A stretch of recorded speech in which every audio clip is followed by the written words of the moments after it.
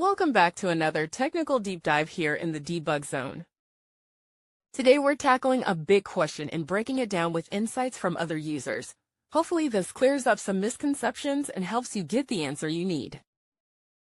So buckle up, stay a little curious, and let's jump right in.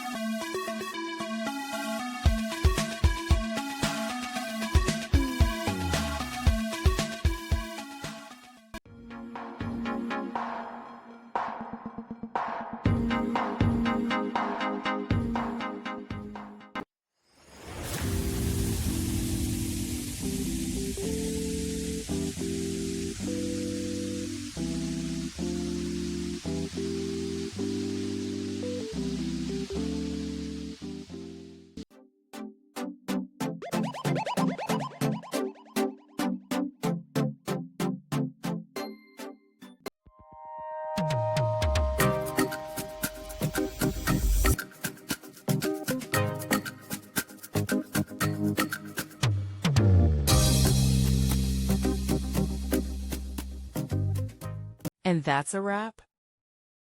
I hope you found the answer you were looking for. If you did, take a second to hit that subscribe button. It really helps out. And let me know in the comments which solution worked best for you.